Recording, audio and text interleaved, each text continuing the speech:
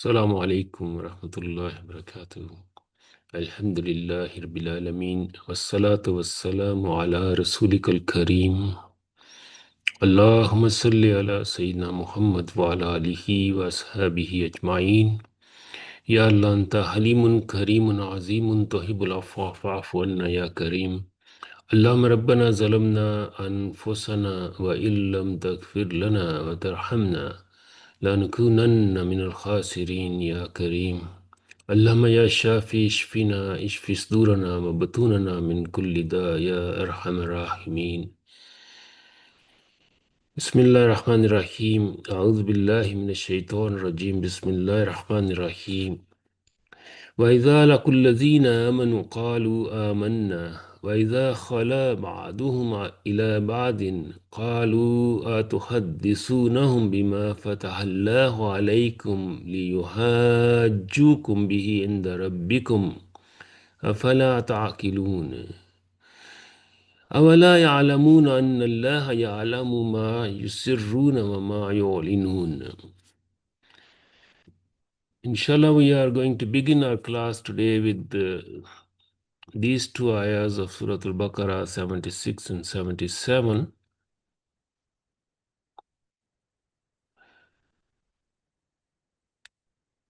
These ayahs are difficult in the sense of the use of vocabulary, the meaning, the mana, because the Quranic vocabulary is polysemous.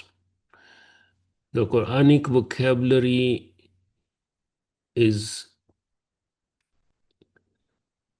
it has multiple meanings in it. Because, the Arabic of the Quran is a dense language. It comes from the roots, and the roots have multiple meanings built into the very structure of the three or the four letters combinations. So when a certain word is used in the Quran, its meaning has multiple layers. It depends on the context in which the word appears. It depends on who is the speaker. All the Quran is the speech of Allah subhanahu wa ta'ala, all of it. But within the Quran, Allah subhanahu wa ta'ala quotes certain speakers. People speak directly. So the meanings change according to the mutakallim, the speaker. Meanings also change according to the context. And because the book of Allah subhanahu wa ta'ala is divine speech in a language that is spoken by humans, it breaks and shatters the very structure of that language. You remember how when Musa alayhi salam wanted to see Allah subhanahu wa ta'ala, Allah subhanahu wa ta'ala told him to look at the mountain, and if the mountain would withstand the tajalli of Allah subhanahu wa ta'ala, then you can see me. And that was not even the essence of Allah subhanahu wa ta'ala. That was the tajalli, just the casting of Allah's jalal upon the mountain, shattered it. So the language of the Quran, which is our first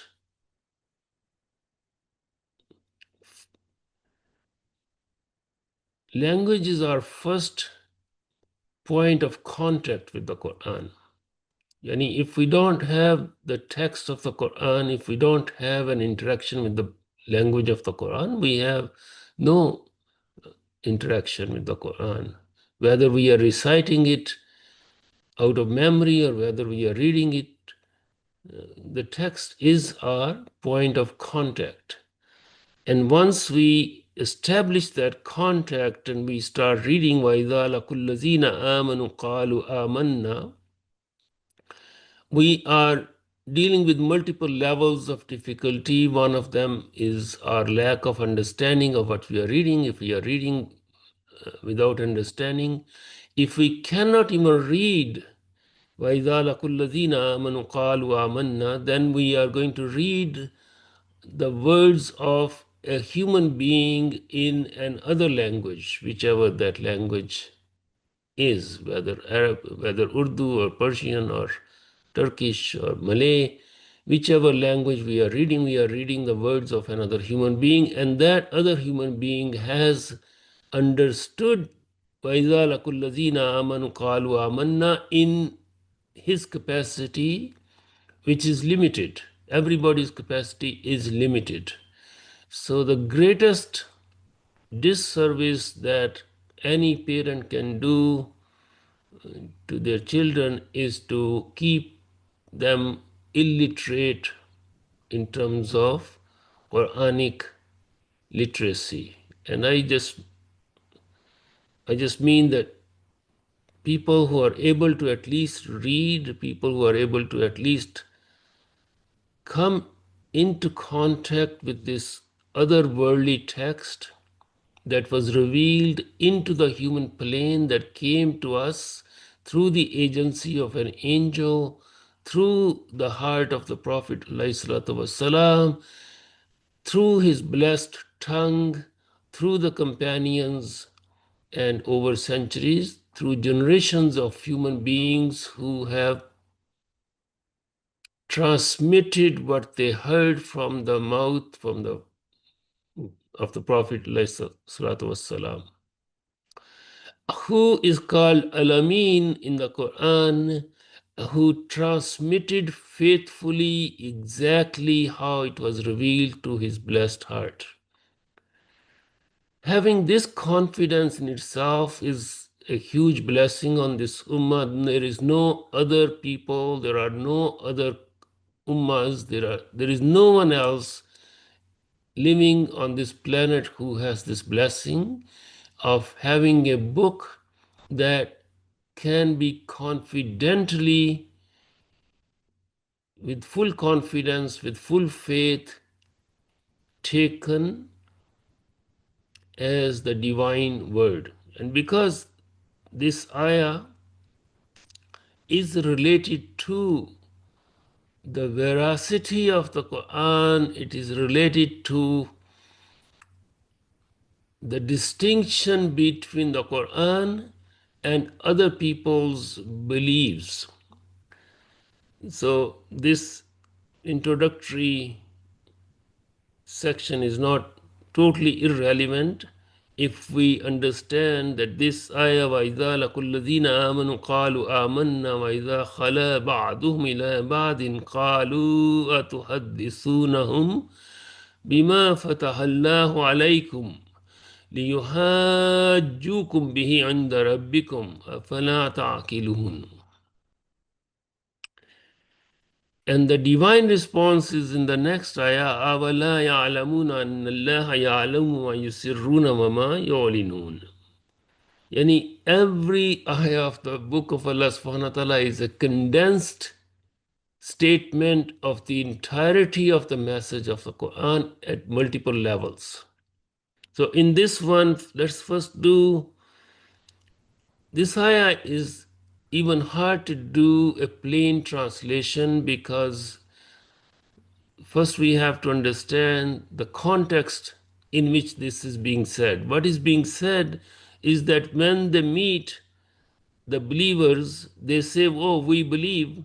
وَإِذَا خَلَا بَعْضُهُمْ إِلَىٰ بَعْضٍ. And when they are emptied out, khala is, we'll get into the details, but khala is when they are alone, and that's probably most translations would say, when they are alone with each other, they would say, qalu, they say, atuhaddisunahum, do you narrate to them bima fatahallahu alaykum, what Allah has opened up for you, liyuhajjukum bihi, so that they liyuhaju, so they argue against you with your Rabb. أَفَلَا تَعْقِلُونَ. Don't you have intellect? Allah subhanahu wa ta'ala says, أَوَلَا يَعْلَمُونَ أَنَّ اللَّهَ يَعْلَمُ مَا يُسِرُّونَ وَمَا يُعْلِنُونَ. Don't they know that Allah subhanahu wa ta'ala knows what they hide and what they disclose? Because the context is important and we understand Surah Al-Baqarah to be a surah that was revealed in Medina, and because we know that this particular section of Surah Al-Baqarah is in relation to the children of Israel, to the Jews. Therefore, within this context, even though the ayahs do not say who these people are, who are the speakers, who are the referents here, we can understand through the context of this ayah within Surah Al-Baqarah, within this section of Surah Al-Baqarah, that this must be related to either the Jews or the hypocrites. The first part, وَإِذَا لَقُوا الَّذِينَ آمَنُوا قَالُوا آمَنَّا. This situation is very important for us to understand because this cannot be taken as a historical situation that has no relevance to our lives and that just happened in Medina at the time of the Prophet ﷺ, because there is this dual aspect of the Quran that it simultaneously addresses the serial time situation, the situation in which it is being revealed. At the same time, it has a relevance for all time to come. So, any hypocrite, anytime, anywhere, would have the traits and the characteristics of the typical hypocrites who lived during the time of the Prophet ﷺ. Every Fir'aun has the same characteristics. The difference is in the degrees of the Fir'aun mentioned in the Quran, who is the prototype of all tyrants, and other Fir'auns, the smaller little Fir'auns, which they all share certain domains. Likewise, all believers and all disbelievers, like there are categories of people who share certain traits. وَإِذَا لَقُوا الَّذِينَ آمَنُوا قَالُوا آمَنَّا وَإِذَا خَلَا بَعْضُهُمْ إِلَى بَعْضٍ قَالُوا أَتُحَدِّثُونَهُم بِمَا فَتَحَ اللَّهُ عَلَيْكُمْ لِيُحَاجُّوكُم بِهِ عِندَ رَبِّكُمْ. Because Allah subhanahu wa ta'ala does not name anyone in this ayah, it doesn't say that these are the munafiqeen or these are the Yahud who are doing this activity. There is an action in this ayah that is characterized by a speech of confidence between people who belong to the same category. So there are differences of opinion about who these people are, in the sense that some scholars have said that these are the hypocrites, but hypocrites, they don't explain who do they mean in certain cases, but in other cases they mean hypocrites from the Jews. From among the Jews in Medina, there were people who accepted Islam outwardly. At a certain stage, after the arrival of the Prophet ﷺ, when they started to see the economic gains, social gains, some of them said, okay, we are going to accept Islam, but their acceptance was not sincere. So they were the munafiqs, they were the hypocrites from among the Jews.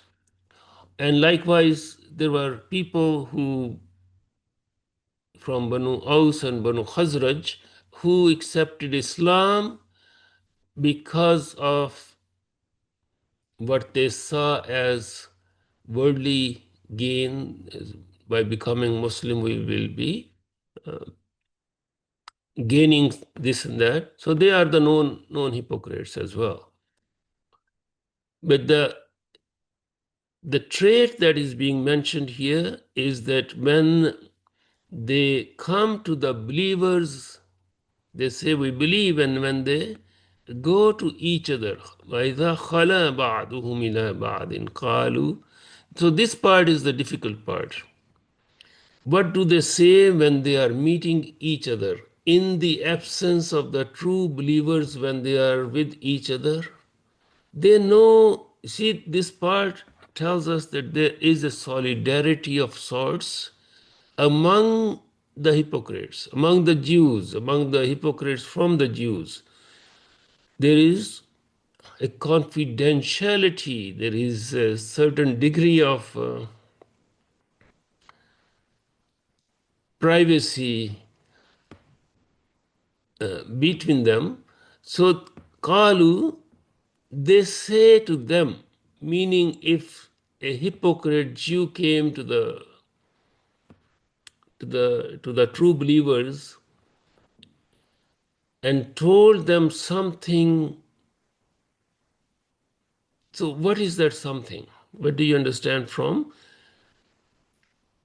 this part of the ayah? أَتُحَدِّثُونَهُمْ بِمَا فَتَحَ اللَّهُ عَلَيْكُمْ. What is that special thing that the Jews know and the believers, the Muslims in Medina, do not know? And why are they saying that?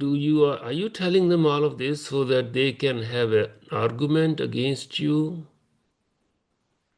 Is that clear now that this is in reference to the Jews, some of them who became Muslims apparently to gain whatever they wanted to gain from the world, and other people, other Jews, other Munafiq Jews are telling them, are you telling them stories from the Torah?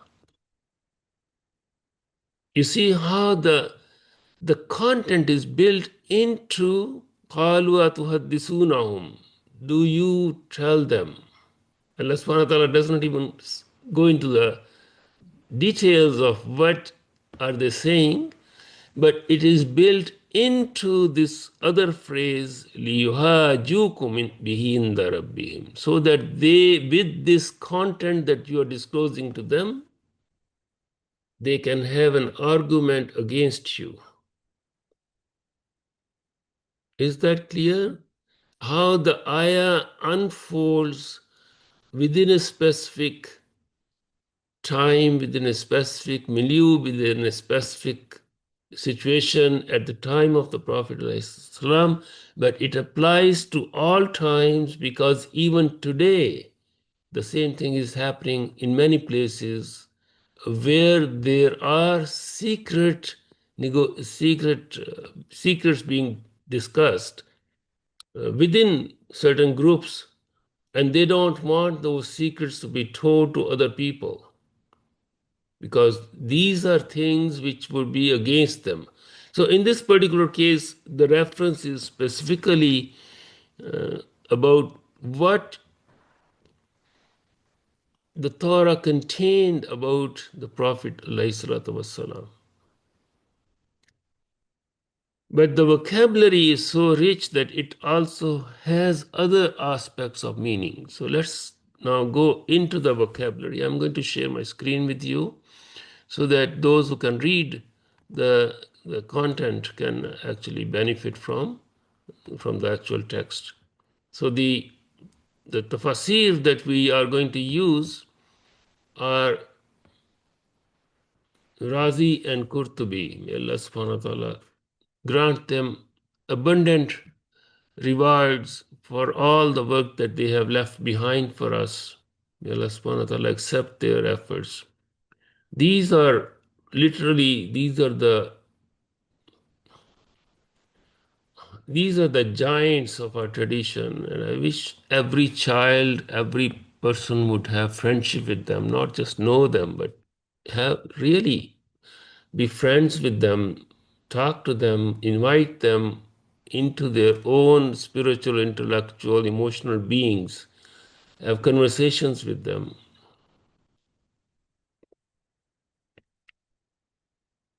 وَإِذَا لَقُوا الَّذِينَ آمَنُوا قَالُوا آمَنَّا وَإِذَا خَلَا بَعْضُهُمْ إِلَى بَعْضٍ. So what is, we are going to hopefully make this vocabulary our own vocabulary, because unless we interact with the Quran, unless we make this vocabulary our own, we are never going to be in the ground, in the semantic field of the Quran, in the cosmology of the Quran. We are always going to be outsiders, and outsiders do not really partake of anything. So Imam al-Qurtubi says, Waslu laku laqiyu. And he says, I have already discussed this.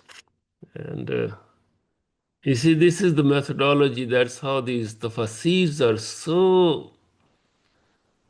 They provide a web of meanings and intricate associations between various sections of the Quran. Because when a giant like Imam al-Qurtubi first comes to a word in the sequence of writing his tafsir, he spends all his efforts to explain it, and then he remembers that he has already explained it. Like, just imagine, just that structure in itself is subhanallah. So he says, I've already explained it, and then if there is a good edition of the tafsir, then the editor would tell us where. So in this case, it is on page 206 of the first volume. وَإِذَا لَقُوا الَّذِينَ. So the word, and obviously we have other sources to go to as well. Our dear friend Raghib al-Asfahani.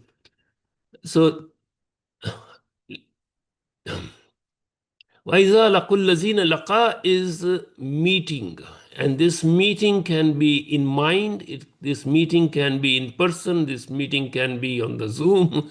If we talk about today's situation, this meeting is actually an encounter with another that is meaningful, that has meaningful interactions. So a laqa, you cannot say, well, I met.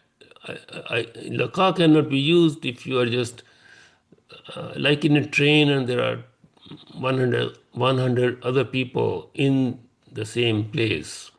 You are not meeting them, you are just accompanying them. So you would be the sahib, you would be accompanying them, but you would not be meeting them. Meeting is more intimate, more direct, more. So, وَإِذَا لَقُوا الَّذِينَ آمَنُوا. So when Allah subhanahu wa ta'ala says that when they meet, see, this is the poverty of the translation. I just have to use the word meet. But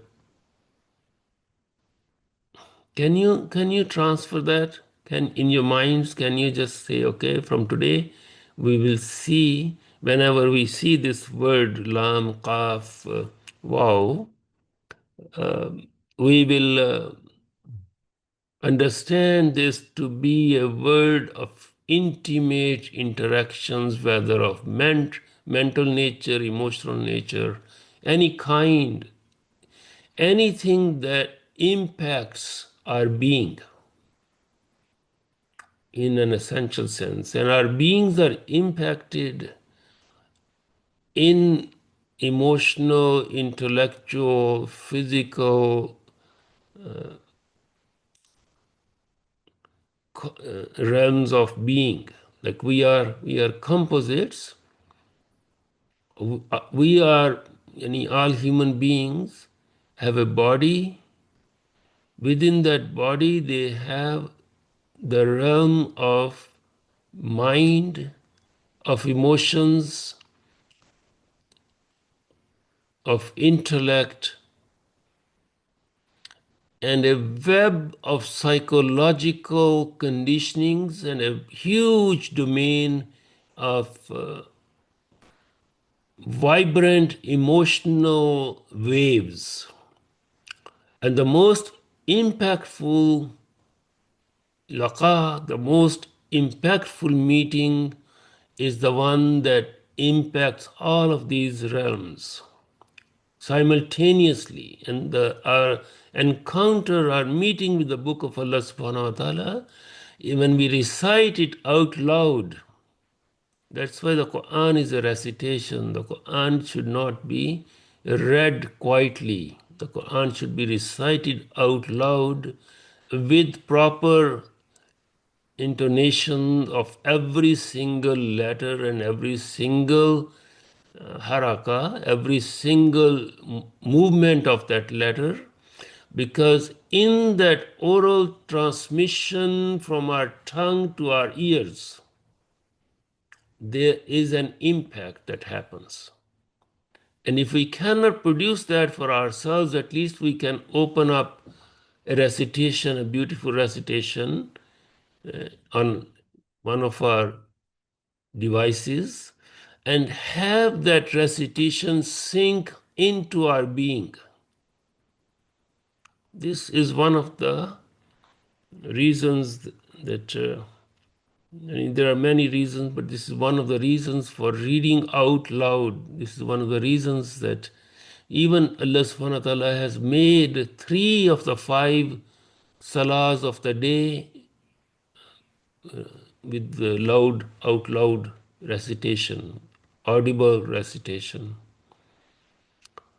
And during the month of Ramadan, like when we go for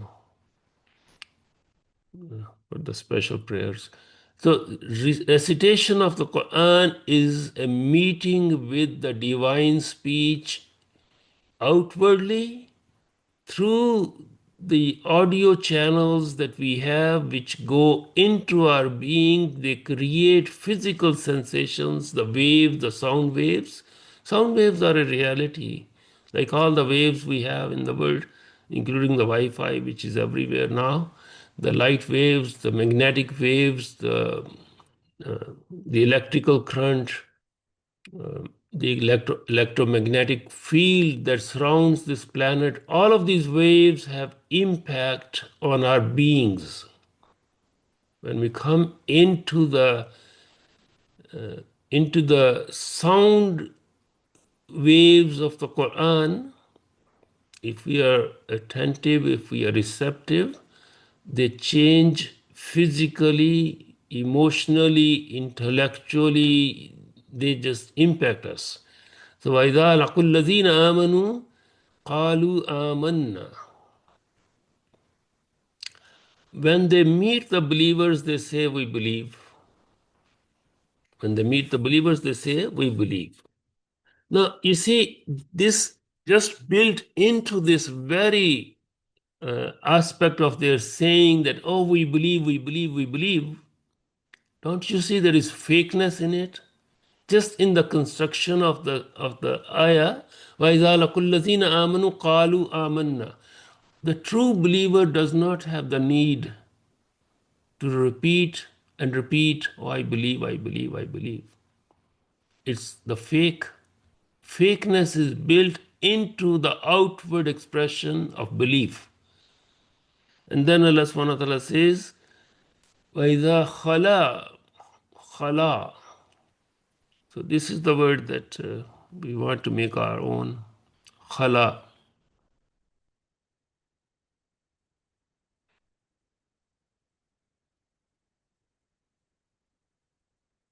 What is khala? وَإِذَا خَلَا بَعْضُهُمْ إِلَى بَعْضٍ. Now, you know, in the Quranic vocabulary, if anyone wants to really understand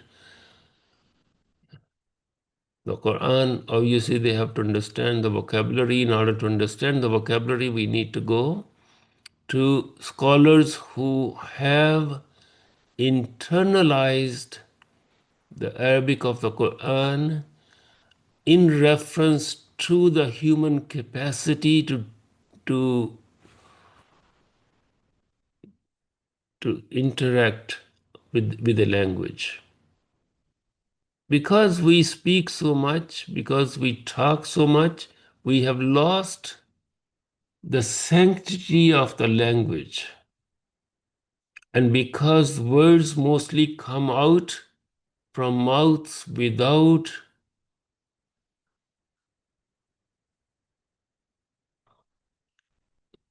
connecting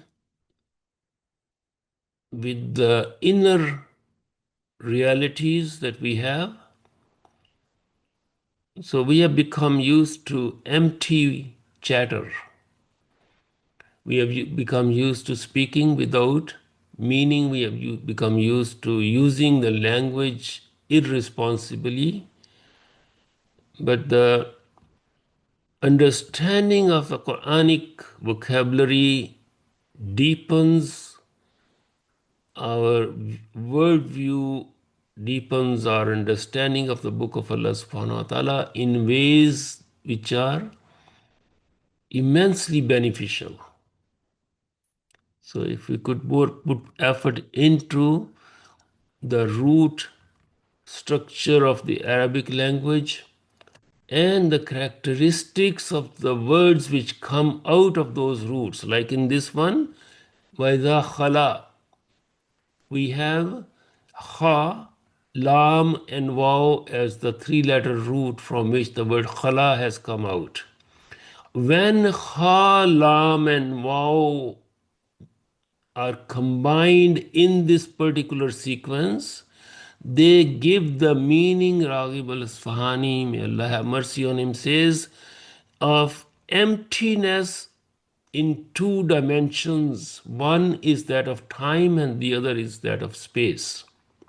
So khala is used for a physical piece of land which has no building on it. That's the spatial aspect.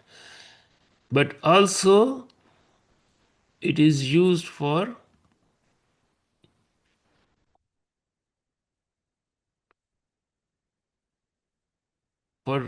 time. Let's just see what Raghib actually says.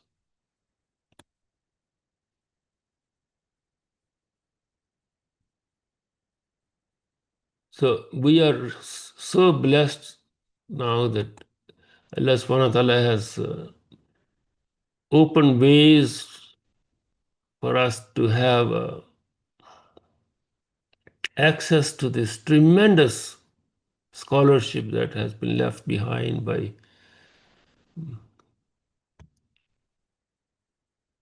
our scholars. Like even until recently, all of this was not available.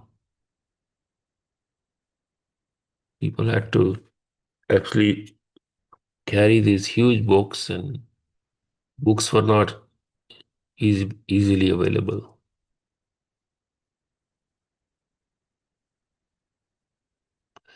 So he says, Al-Khalaw yasta'amil fi zaman wal makan. This is used for both space and time.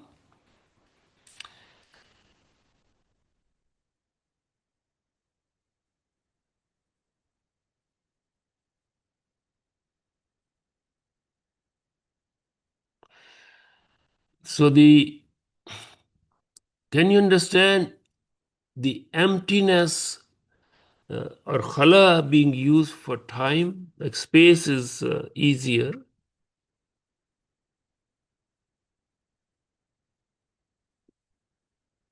What is the dimension of khala in time?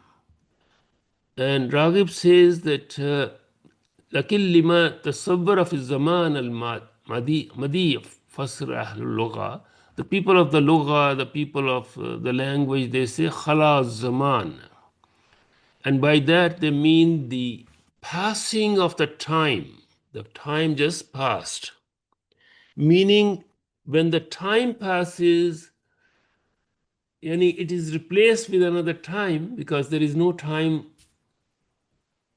there is no possibility for time not to exist. But because it's a flow, what passed yesterday is not today. This morning today is not like the morning yesterday. So because time passes, it has khala, the emptiness has a spatial dimension as well as a temporal dimension. So that's why he says, Allah subhanahu wa ta'ala said, Wama Muhammad, إلا رسول قد خلت من قبله الرسل. So this is the beauty of Raghib's work, that he immediately provides us with usage of the words in other ayahs. So one ayah after another. This one is from Surah Al Imran, ayah number 144. And then Allah subhanahu wa ta'ala says in Surah Al Ra'ad, وَقَدْ خَلَتْ مِنْ قَبْلِهِمُ الْمَثُلَاتِ تِلْكَ أُمَّةٌ قَدْ خَلَتْ. Surah Al Baqarah. قَدْ خَلَتْ مِنْ قَبْلِكُمْ سُنَنٌ إلا خلا فيها نذير مثل الذين خلوا من قبلكم. Yani ayah after ayah, where Allah subhanahu wa ta'ala has used the words derived from this root. There are various various derivatives, but they all have the meaning of the root. So khalal insan is the solitary human being. وَخَلَى الْإِنسَانَ صَارَ خَالِيًا. When we say وَخَلَى الْإِنسَانَ, it means that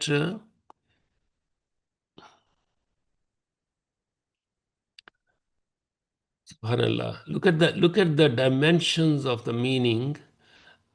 وَخَلَى الْإِنسَانَ means when a person, a human being, has become empty of every other thing or a person. وَخَلَى فُلَانٌ بِفُلَانٍ. Subhanallah, this is so beautiful. When we say وَخَلَى فَلَانٌ بِفُلَانٌ, this means that someone is actually alone with another person. So this is the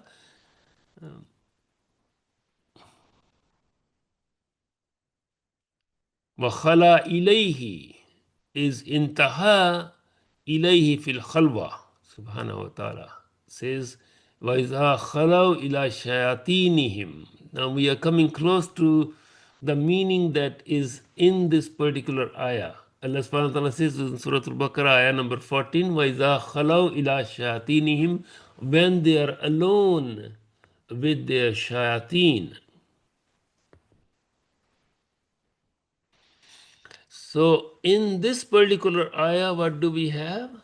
We have وَإِذَا خَلَا بَعْضُهُمْ إِلَى بَعْضٍ.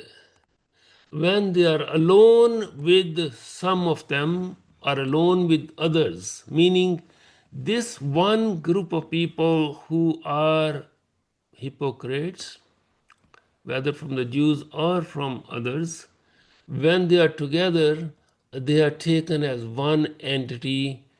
They are alone with each other. Subhanallah. And someone wrote this wonderful book called "The Alone with the Alone." Alone with the Alone. Subhanallah, what a title. When we are alone, a human being it's very difficult for us to be alone. In two ways. Number one is the existential impossibility of being alone, because we are always accompanied by ourselves, our past, our desires, our thoughts, our feelings. We are always. So to empty our heart really, to receive Allah subhanahu wa ta'ala's message, to receive His presence, the Hazur, the presence with Allah subhanahu wa ta'ala, is impossible if we have not emptied ourselves. How can you have anything in a glass if the glass is already full? That's why people can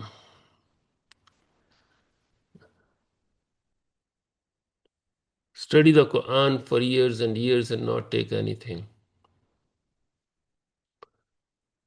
وَإِذَا خَلَا بَعْضُهُمْ إِلَى بَعْضٍ قَالُوا. So to return to the ayah, we want to finish the two ayahs today, inshallah.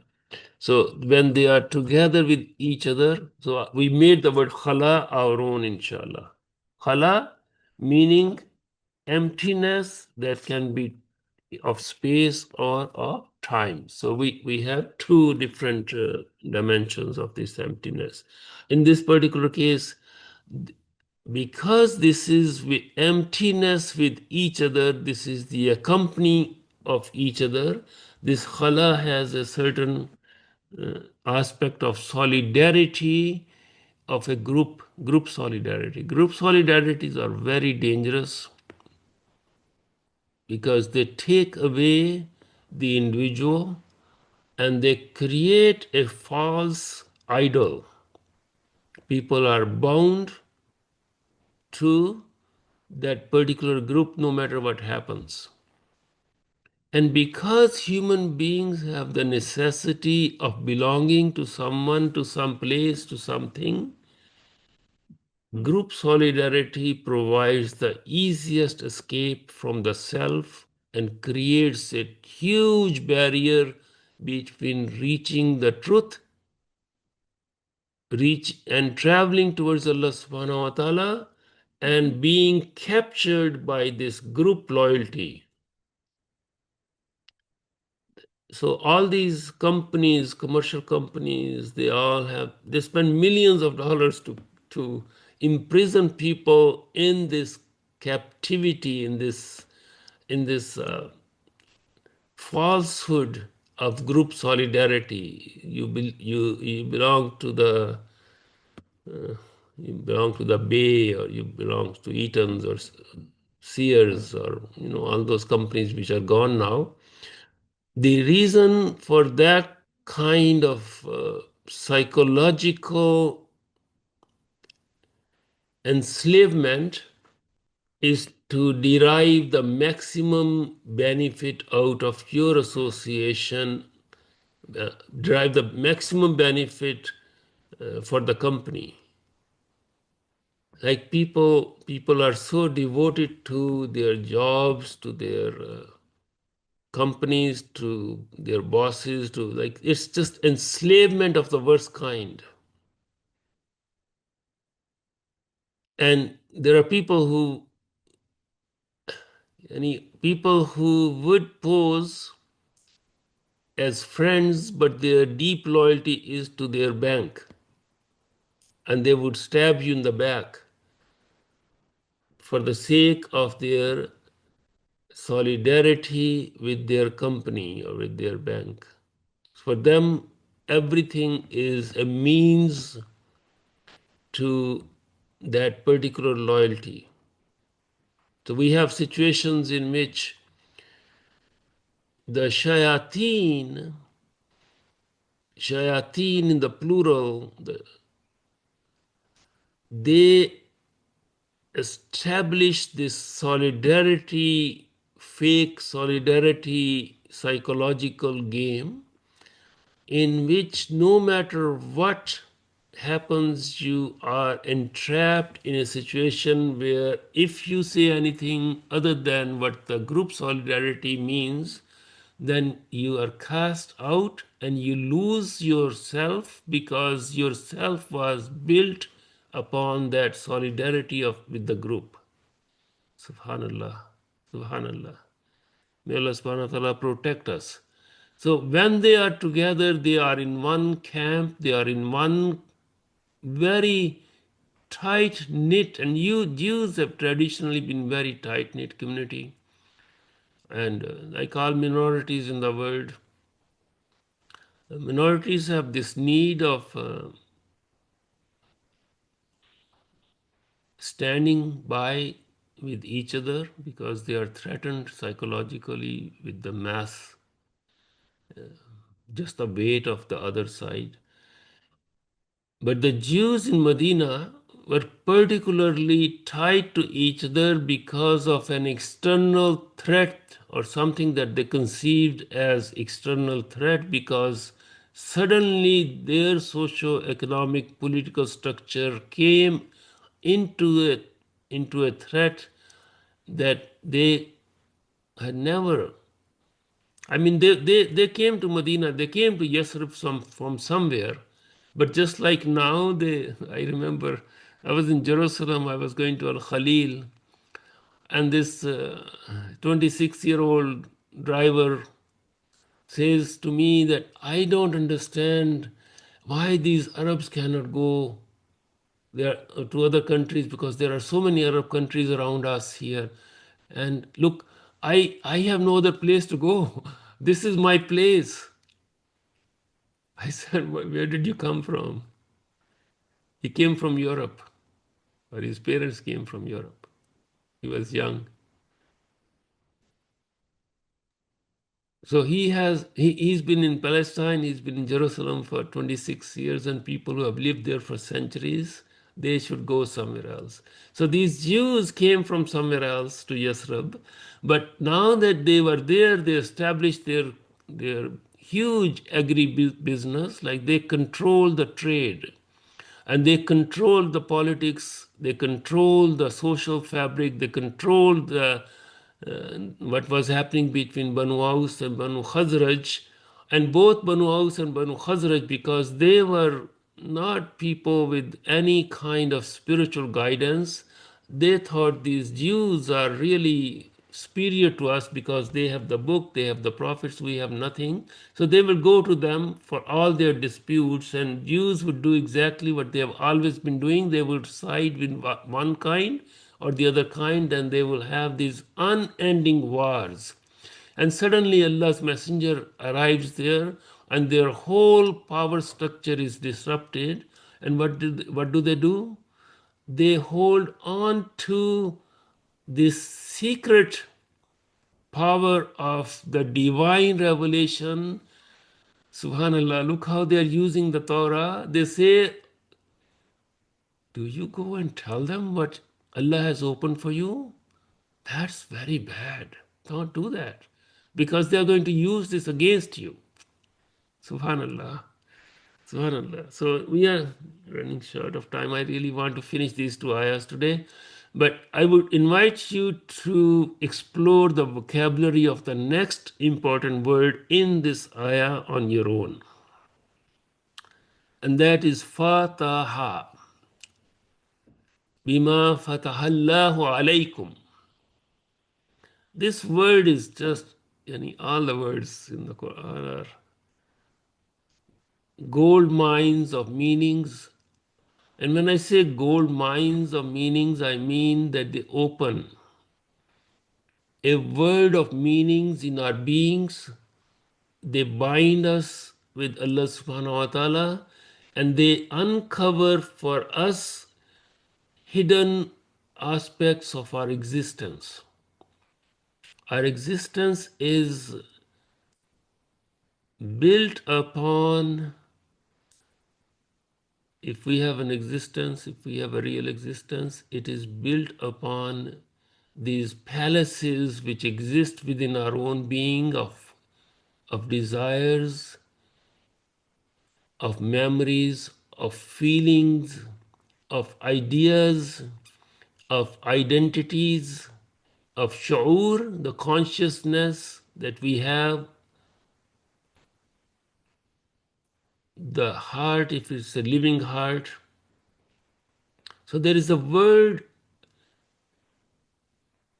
there is a universe, there is a cosmos within our own selves.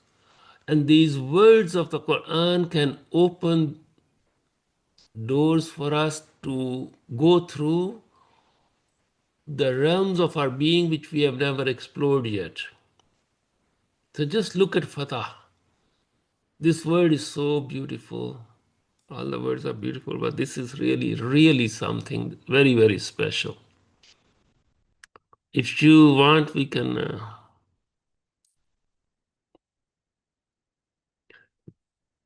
go through it next time, but in the next 10 minutes, let's try to at least have the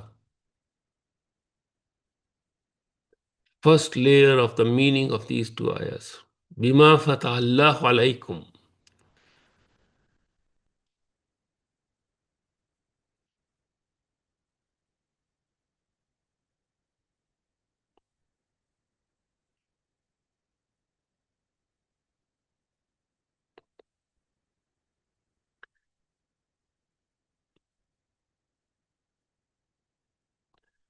These three letters, Fataha, when they are combined in this sequence, their meanings include opening,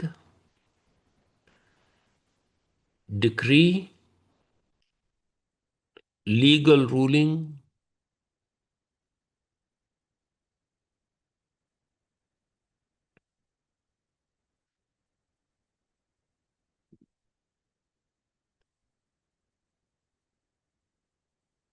They also indicate a separation.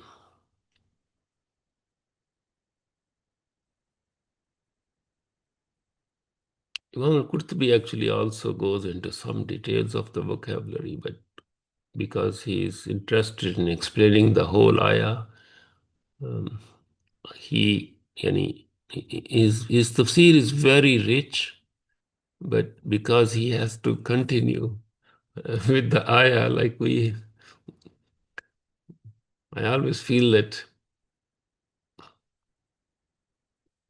I'm going very slow,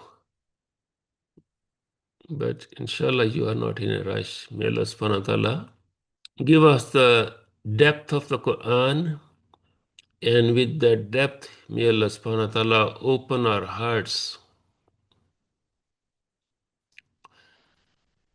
So Imam al-Qurtubi is saying that the meaning of fatah is hakama, is to decree. And according to, look at the beauty of it. Well, fathu in the Arab, as if he is not the Arab, yani he is Khazraji. He's so wonderful. Yani he belongs to the tribes from Yathrib, and he ends up in Al-Andalus, like his parents or grandparents moved there. And then he witnessed this very violent event of Christian conquest of Al-Andalus, and his father was actually killed in front of his eyes. He ran for his life that night of terror. Subhanallah. And then he arrives in Iskandariya in Egypt and finds a little place and spends the rest of his life teaching and writing. So he says that ربنا افتح بيننا وبين قومنا بالحق وأنت خير الفاتحين. So Allah subhanahu wa ta'ala uses the word fatah in the sense of the opener, the decider, the one who passes the verdict, ay al-hakimin, wal-fatah. And al-qadi, the judge, is called al-fatah, below al-yaman, and then yuqalu bayni wa baynik al-fatah. And yani, the word fatah, I said we will not go into the details, but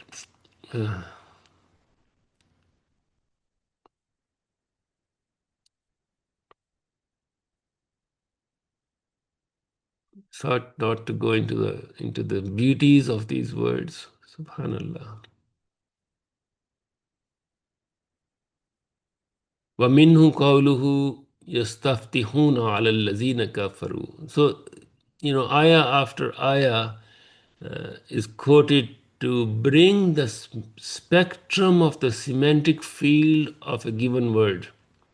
And that's how these people have built palaces of meaning. These scholars have built for us these beautiful buildings, and if we have the ability to enter into these buildings, our lives would be so rich.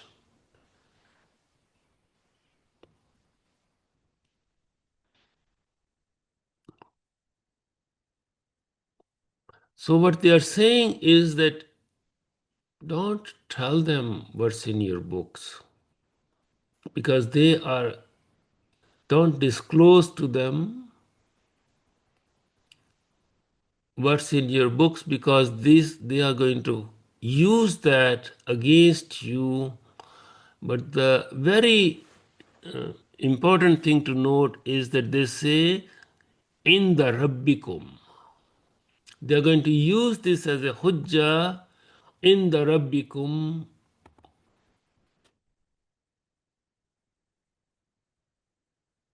In the rabbikum, yani in the means before your Lord, in front of your Lord, they are going to use this.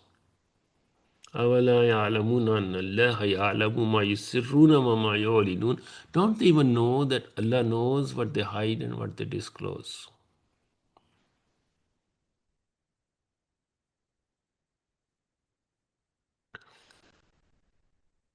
Are there any questions? You're not doing justice to this last part, because Imam al-Qurtubi has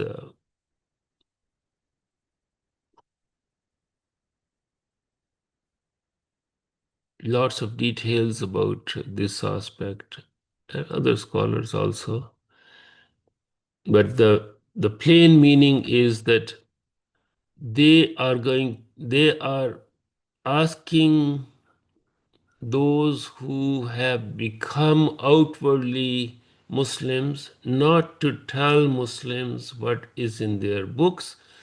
And the reason is because they have distorted the message of their own books. So they are afraid.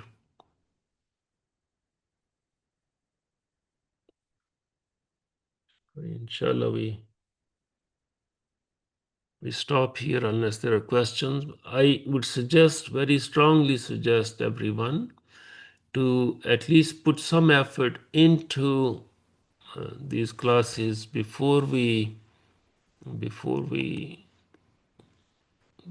meet on these Sunday mornings, to at least get the basic meaning of the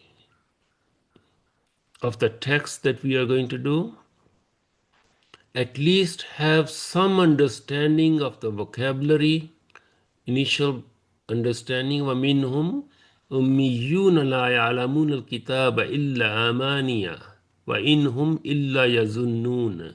The next ayah, inshallah, if Allah subhanahu wa ta'ala grant us the tawfiq, ability, and the mercy to be here next Sunday, this ayah number 78, وَمِنْهُمْ أُمِّيُّونَ لَا يَعْلَمُونَ الْكِتَابَ إِلَّا أَمَانِيَ وَإِنْهُمْ إِلَّا يَظُنُّونَ.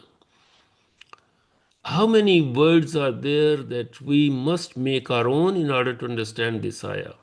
وَمِنْهُمْ أُمِّيُّونَ. Ummiyun is the first word. لَا يَعْلَمُونَ الْكِتَابَ إِلَّا أَمَانِيَ. Amaniya is the next word. And illa yazunnun. We have done zan before, but still in this context, we need to understand what is zan.